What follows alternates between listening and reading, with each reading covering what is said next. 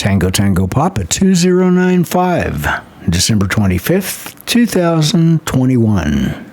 Have we seen the actual reality of a monstrous crime? Or merely an illusion, the product of a tortured brain?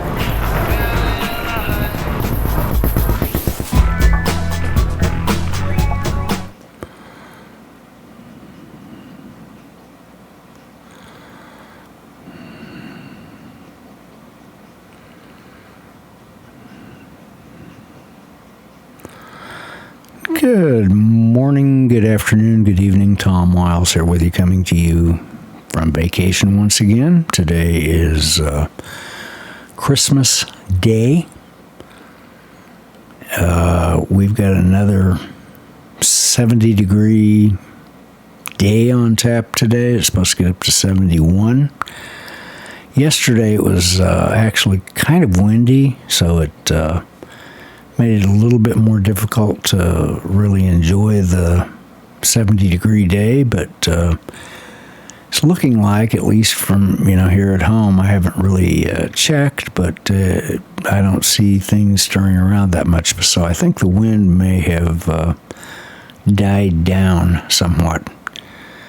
So I'm going to be going back over to my younger brother's house a little bit later, and instead of eating at 2 like we did yesterday, we'll be eating at 5 p.m. So right now it's get about 5 minutes till 1, so I've got some time yet before I leave. I'll probably leave here probably around 3:30, 3:45, something like that. So anyway, yesterday the traffic wasn't as bad as I thought it would be. The traffic had actually been more intense on prior days, so I don't know how much traffic. I don't usually on the holiday the traffic really usually isn't as bad, so I don't, there's going to be some traffic, but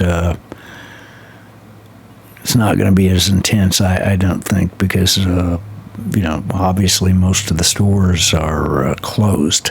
So, but anyway,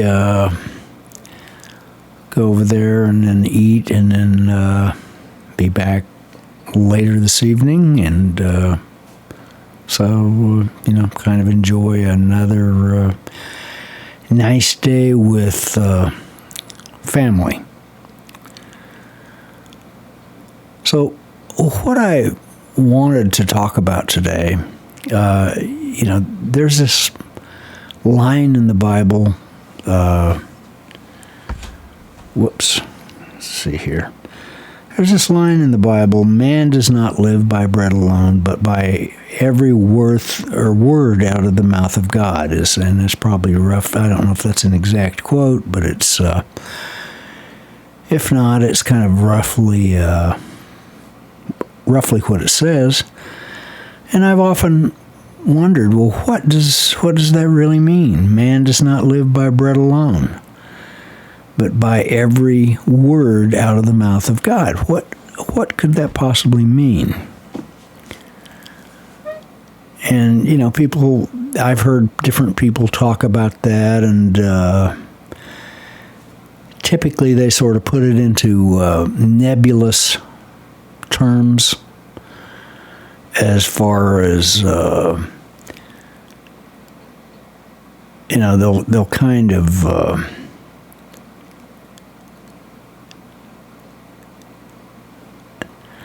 now, how can I say that? Kind of put it in, sort of in the terms of, let's say you go to church and you have all this worship, whatever, and there are varying degrees of that, what people think worship is. And, what is it? What's worship? What does it mean to worship?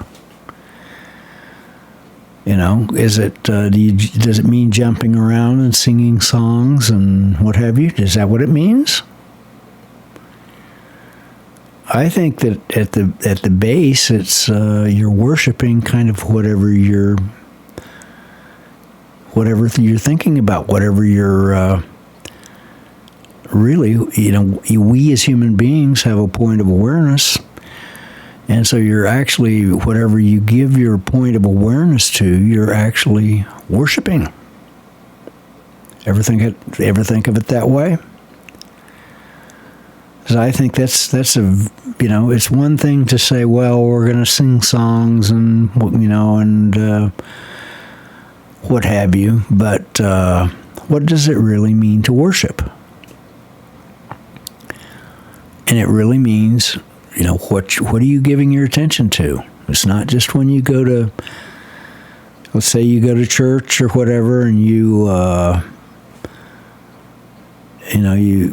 do whatever they do in the various churches. Is that worship? I guess that's what they call it. But in reality, you're actually worshiping whatever you give your attention to, whatever your point of awareness, whatever you're giving your attention to. Now, but what does it mean? Man does not live by bread alone. Now, one of the ways that you could sort of take that would be,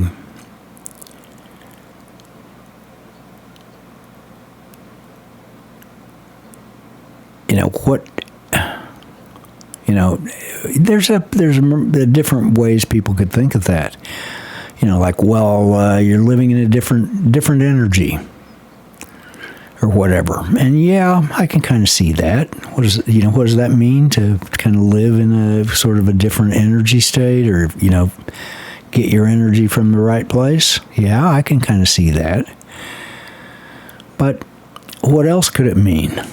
I should have made a list. I didn't realize I knew I was going to generally talk about this, but invariably, whenever I start talking, then I kind of end up going in different directions than what I'd anticipated. And that's the beautiful part about talking, and thinking out loud. So, but what does that mean? And I was thinking about this kind of in conjunction with what I've been talking about, reunifying with conscience. Another way you could put this, we need some sort of meaning. Man does not live by bread alone. We eat and we sleep and, all the things that we do, but we need some kind of meaning. We have to have meaning. It's kind of like you think of a dog, for example. They eat and they sleep and they do whatever the dogs do, but, the dogs, they're not really, when it comes down to it, they don't have any meaning. What's the meaning of their existence? They don't think about these things. Pick any kind of a creature that has some form of awareness other than human beings. They're not looking for meaning. A dog or a cat or a fish or a bird or a bear, anything you can name, they're not thinking about what is meaningful. They have no need, put it this way, they have no need of seeking meaning. They're seeking food, they're seeking water, they're seeking shelter. What we share with them, we have instincts, really strong instincts for, water. food. That's one thing we all share. Any creature shares. But meaning, the need for meaning, the instinct for meaning is something that is really only present in human beings.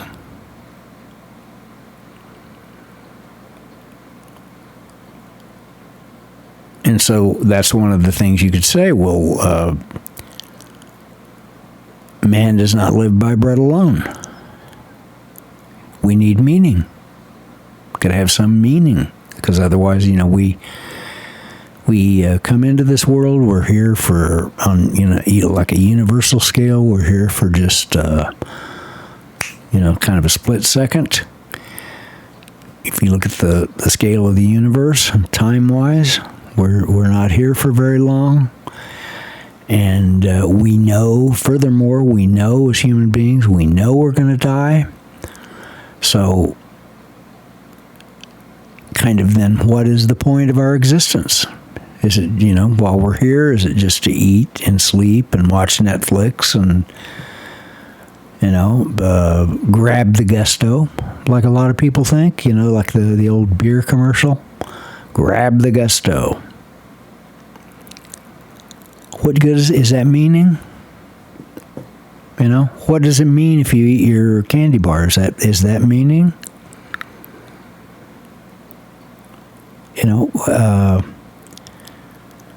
Are those things meaningful? In the grand scheme of things, probably not. There's not much there.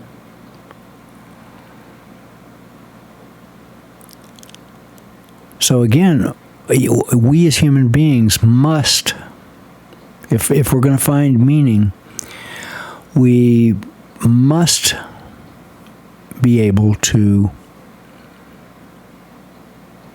unify, make friends with our conscience. What we know of as conscience, whatever that is, it's kind of a mysterious thing. Why do we have a conscience? Does your dog have a conscience? People will say, well, yeah, he knows when he did wrong or whatever. Yeah, but how do you know that? The dogs in particular are really good at reading human faces, human emotions, and the strong argument could be made that the dog is very manipulative. They're very clever at manipulating the humans into doing what they want them to.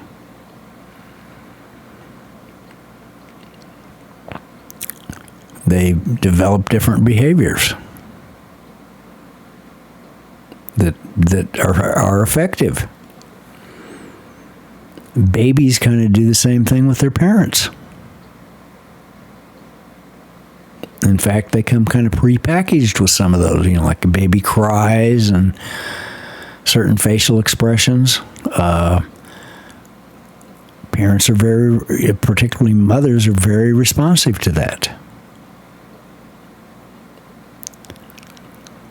So, human beings need meaning. But I believe that it's really impossible to find substantial meaning, as I say, and still be at odds with your conscience. You have to be, come in tune with your conscience. Be friends with your conscience.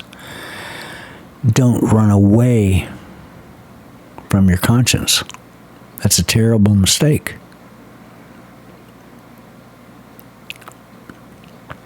So,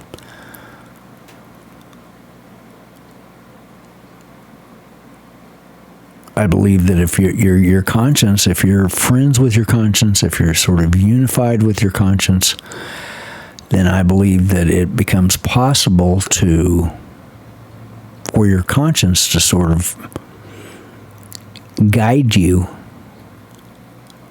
towards meaning. And it's not simply one thing, one size fits all. It's going to be different for different individuals. So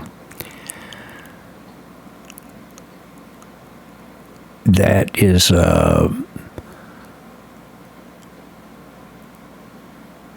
I think a really good way of looking at it. Man, what does it mean? Man does not live by bread alone. We need meaning.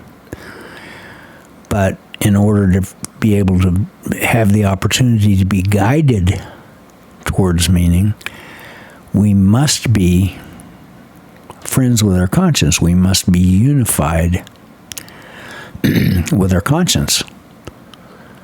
So, but the question is, kind of, how do you get there? Now, in yesterday's podcast, I was kind of talking about the meditation, and it's on my website, truckertompodcast.com. And there are about 4 MP3 files there that will teach you how to meditate. It's a very simple technique. That is very useful in learning how to direct your point of awareness because, kind of circling back, what we give our attention to, what we focus on, whether it's, we're voluntarily focusing on something or involuntarily focusing on something, whatever it is that we give our attention to, we worship. We're actually worshiping it, whether you realize that or not. What we give our attention to, we're worshiping.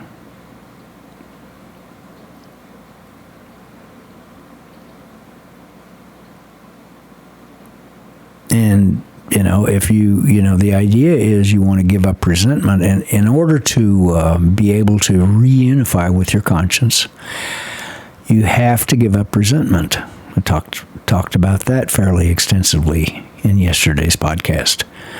So, you have to be able to give up resentment. Resentment separates us from who we could be.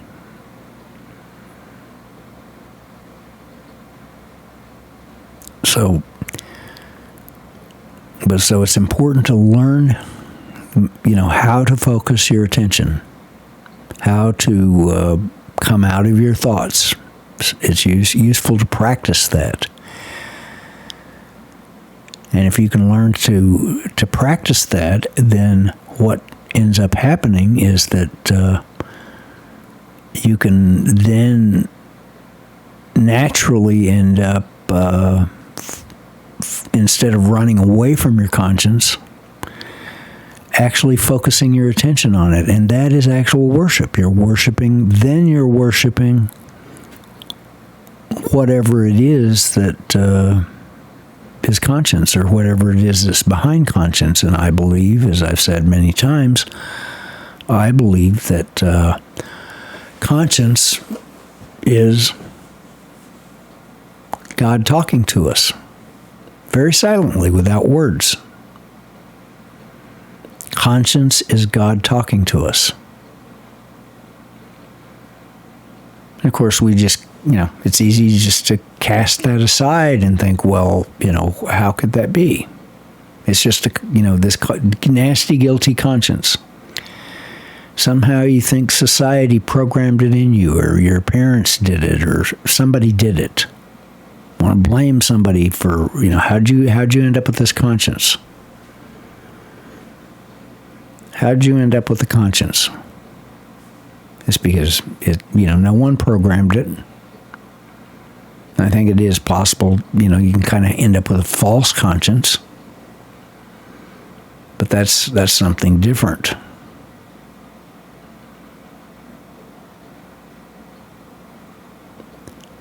So, but we need to be able to learn how to come out of thought, come out of our thoughts, come out of this kind of endless cycle of thinking, and come back to, be able to live in the moment. To be able to direct our attention to the moment that is right now. The now moment.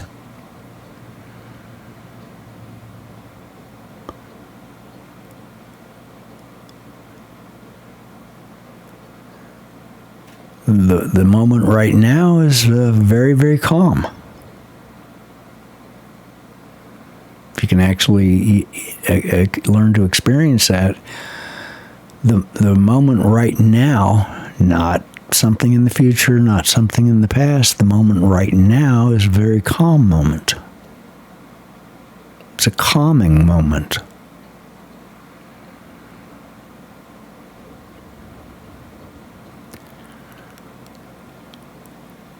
And that's where it, pulled out of your thoughts. Point of awareness is kind of out of your thoughts. That's where your creator is. That's where conscience is.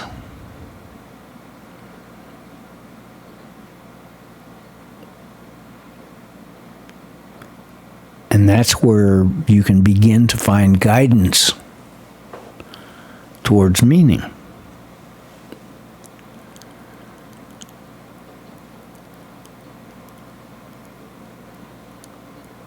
And, why wouldn't you do that?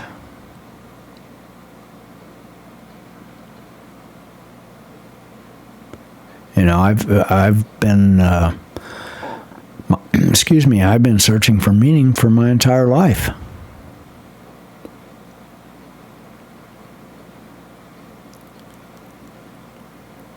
But it's not. There's a lot of places where it's just not to be found.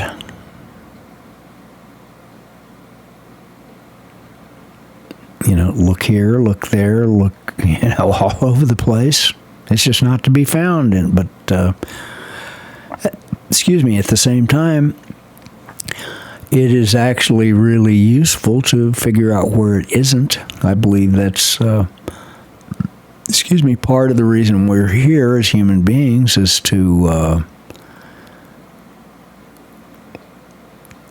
kind of figure out, as conscious creatures coming into consciousness, we're here to figure out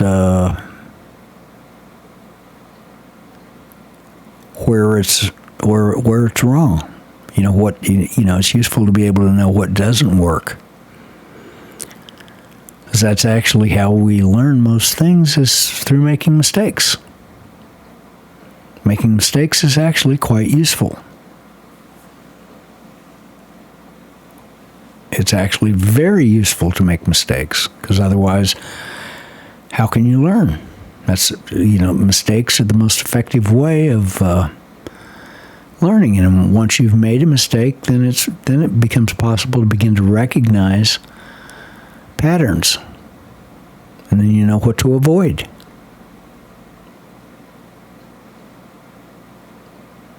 So I think that's why we're kind of created the way we have been, sort of ushered into consciousness as conscious creatures.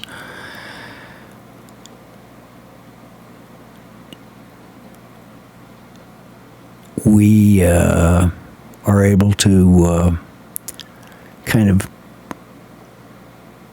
come into the world. It can be kind of a harsh teacher sometimes.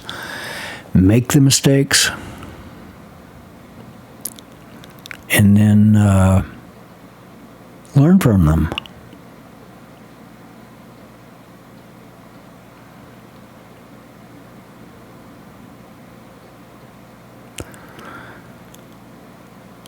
So, but, the man does not live by bread alone. It's really useful to understand what that actually means.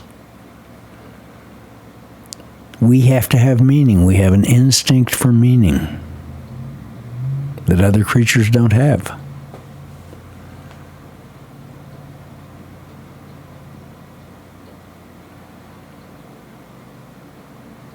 And it's, I find it really useful to actually understand these things, be able to put them into words as best I can.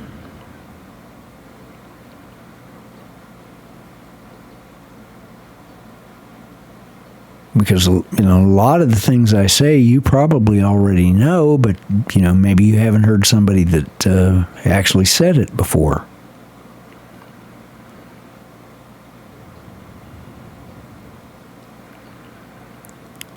And a lot of the things that I realize, all of a sudden, I'll think, well, I knew that, but or I've thought that before, but I just didn't quite see it in that way.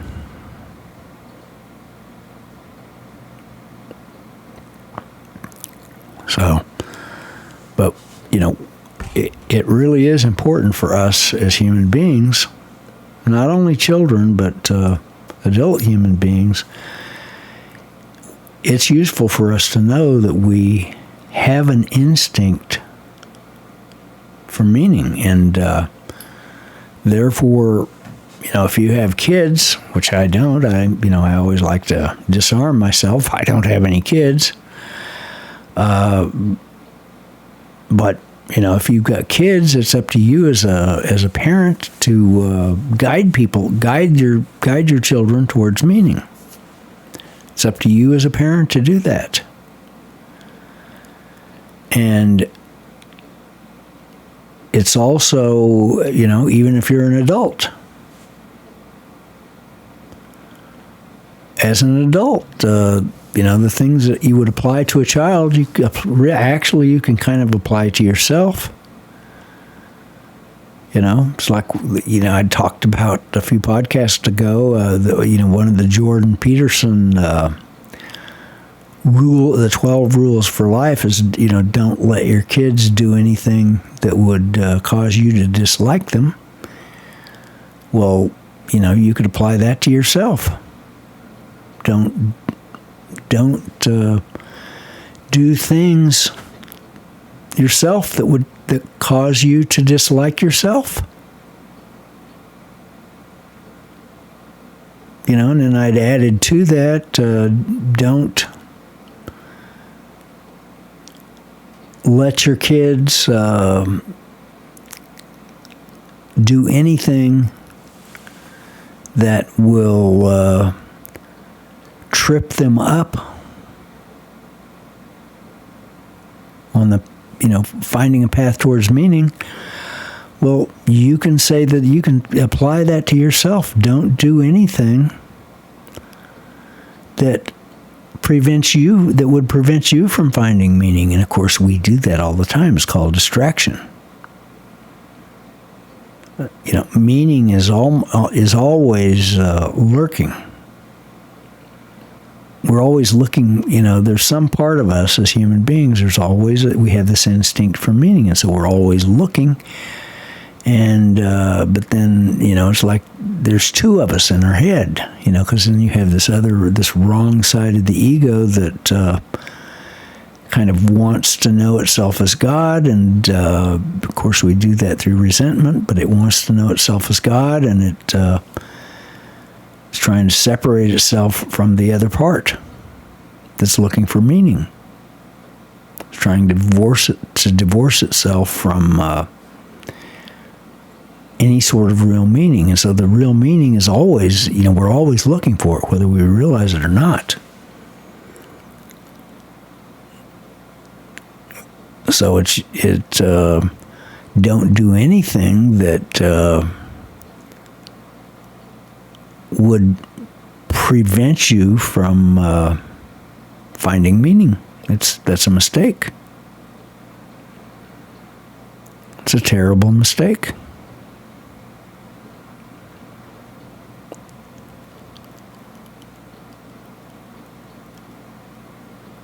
What you're looking for, it's not necessarily the physical environment that's going to help you find meaning, but it's more of a mental environment. You could say it's more of a spiritual environment, but how do you find a more spiritual environment? Well, to be in the moment, direct your attention to the moment. Be in the moment, not in thoughts about the future, thoughts about the past, but actually kind of be in the moment with your point of attention or point of awareness. And that's actually a spiritual environment, if you think about it. I just now kind of realized that. But that probably is the ultimate spiritual environment, that you can place yourself in, that you can practice placing yourself in.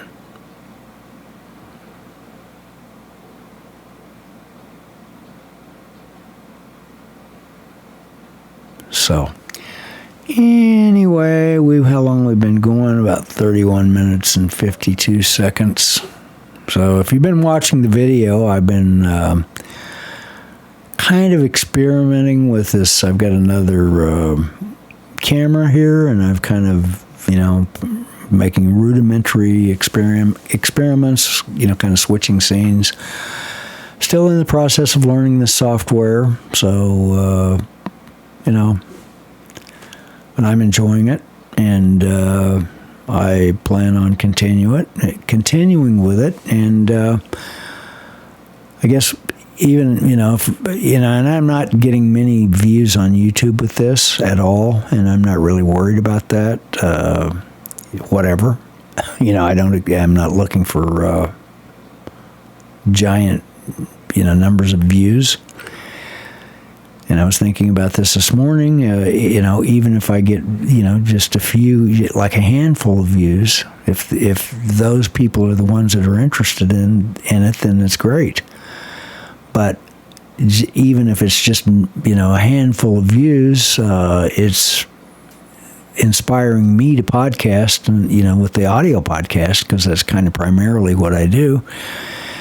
And that actually, the audio podcast does, get a lot more than a handful of listens. So if doing the video, even if I have no viewers, if doing the video and learning this software and playing with green screen and what have you kind of inspires me to podcast, then I'm going to have at it, because by doing this, I'm the primary beneficiary, or I feel like I'm, I really do benefit from thinking about these things and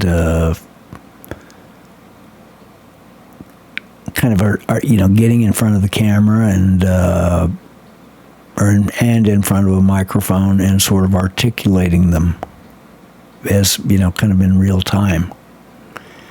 Thinking out loud, in other words.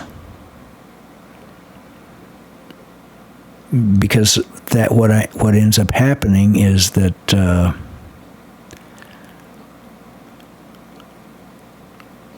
I end up thinking about things in ways that I'd never thought of. I see things from a different angle. I don't think we're going to end the podcast just yet. I happen to remember that I had a voice file from Joel. So here is Joel. Let's see. So I need to... yeah, there we go. All right. Sorry about that. I wasn't... kind of forgot about that. So here's Joel. Hey, Tom. It's Joel McLaughlin here. Just wanted to wish you a Merry Christmas. And I just had a thought here, and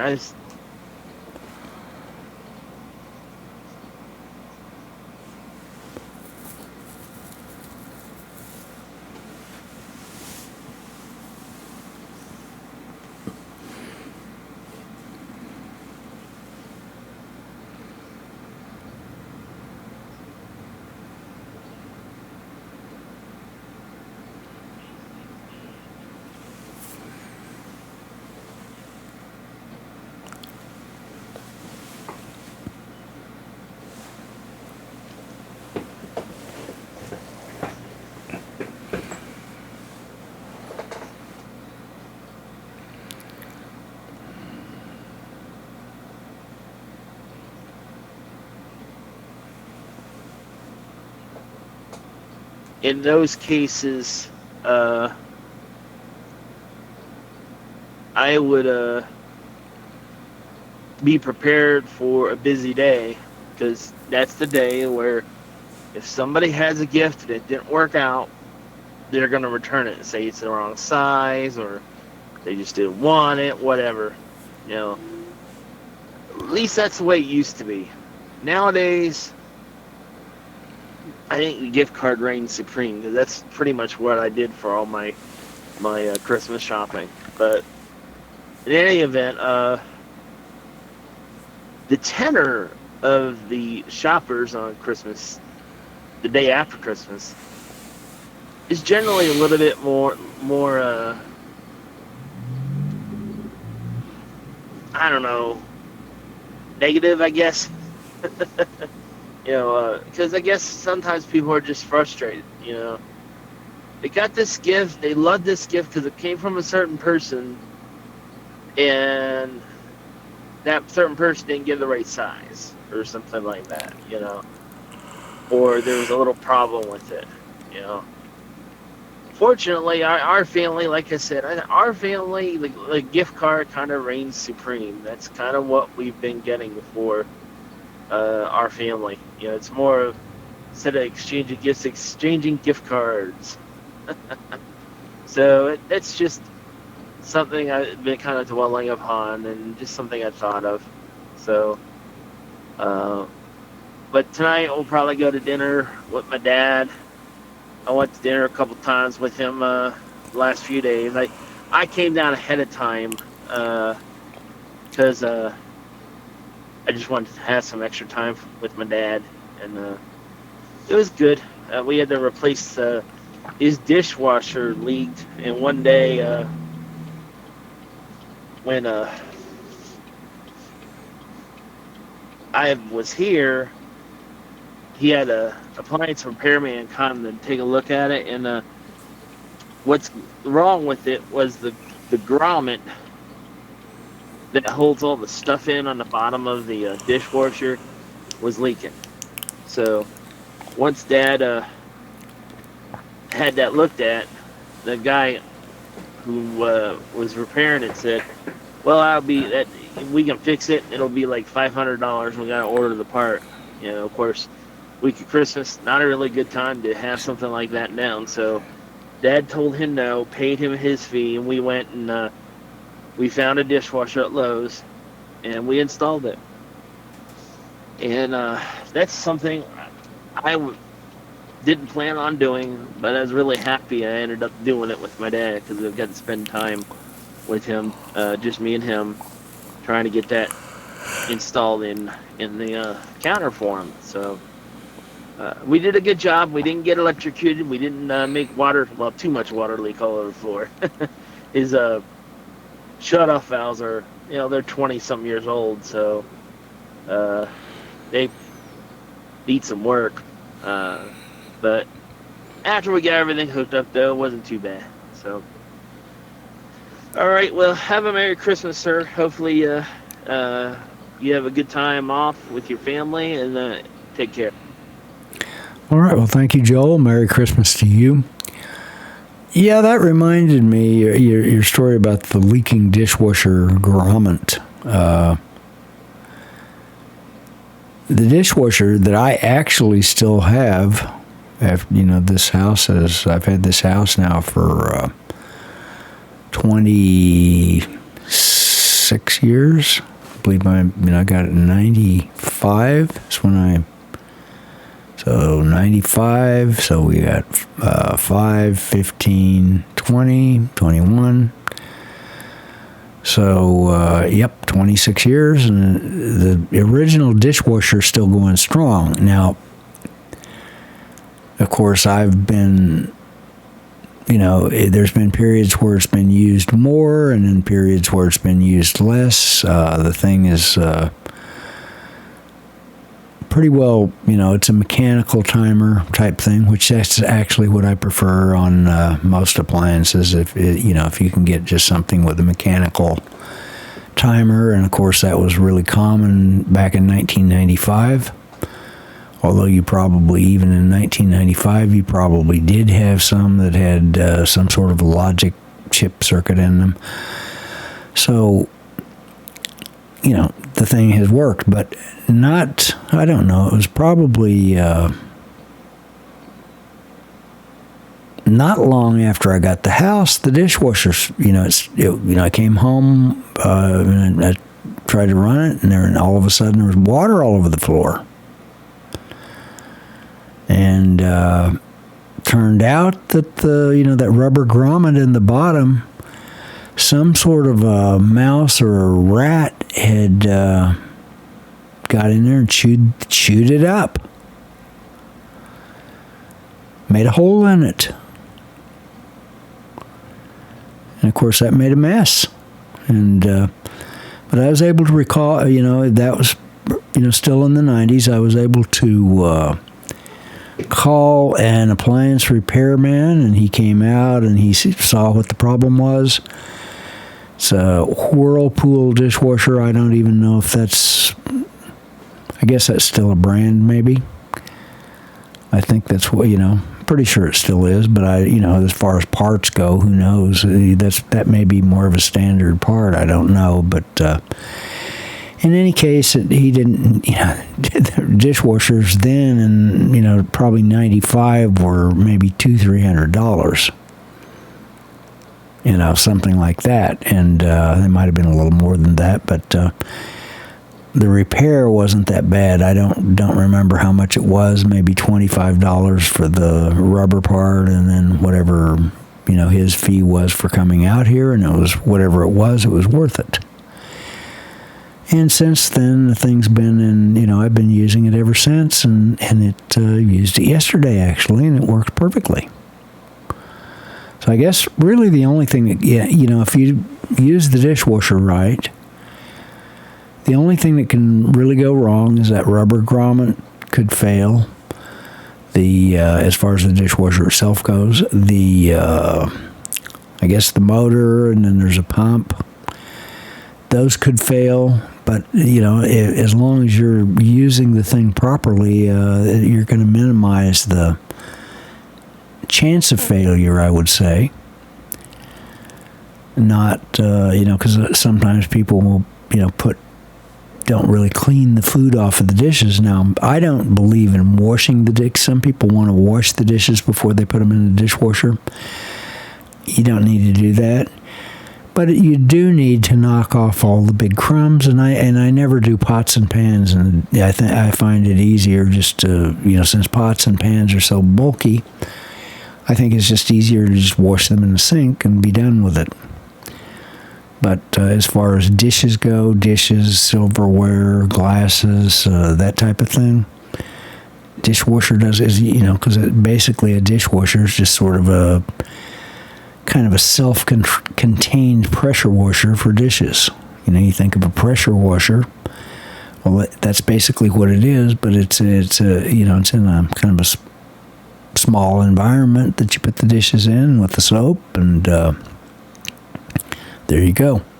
The other part of it is to use the right soap, which I would use like Cascade, which is a brand of dishwasher detergent, but and then there's this other product called Jet Dry, and now they've got them combined. I don't know if they're still selling those little Jet Dry basket things that you would hang on the top rack. I don't know if they still sell those or not, but so what I buy, are the, it's like, I don't know, it's like, it almost looks like a little candy bar, a little plastic thing, so I, get that and tear it and put it in there. And it's got, it's kind of like it's got a little ball embedded, and I think the little ball is the Jet Dry portion. And so that works perfectly, but, yep, I can understand, if you get the rubber gets damaged, however it would get damaged. Now, I guess it could get damaged if you had a knife or something that somehow poked a hole in it. Yeah, but otherwise, it's either going to be from age or it's going to be some kind of an animal. And in my case, it was some sort of animal that caused the problem. And actually, dishwashers are pretty easy to install. There's not a whole lot to it. It's kind of like a clothes dryer. There's not a whole lot to them. The standard clothes dryer. They're fairly simple. As long, and I prefer them, when it comes, like I say, to appliances, I prefer to just get them manually controlled. They got the manual, kind of the tried and true manual controls, mechanical timers. And those things usually will last and last and last, and so they'll probably outlast the motors or the pumps. So those are the kinds of appliances that I try to get. But like I say, my dishwasher that I have right now is 26 years old. Should I think about replacing it? I don't know. It still works perfectly. As long as it's working, I think I'll probably just go ahead and continue to use it. Because I don't know that 26 years later that the appliances that are available now, what kind of, are there any really good dishwasher models? Kind of like a few years ago I got that Speed Queen washer, and I specifically looked, and I ended up getting the one. They had a model that has a mechanical timer. That's the one I wanted. So I was looking for something that was, sort of built very heavily, very reliably, and that's true with the Speed Queen washer. So I don't know if there's a equivalent of that for dishwashers. If I think about it, I might kind of start looking, but like I say, the one I have is, there was nothing fancy about it, and yet even in 1995, it was probably considered sort of a low-tier model. But the thing has, worked great all this time, still works. So anyway, thank you, Joel, again. So hope everyone is having a great Christmas day. Hope you have a Merry Christmas, and I will catch you later. Have we seen... Wrong button. Remember, Trucker Tom is like Visa. He's everywhere you want to be. Product reviews, restaurant reviews, photos, opinions, and more. Visit Trucker Tom's website at www.truckerphoto.com. You've been listening to Trucker Tom's podcast, and we'd love to hear what you have to say. All you have to do is send us an email to tom@truckerphoto.com.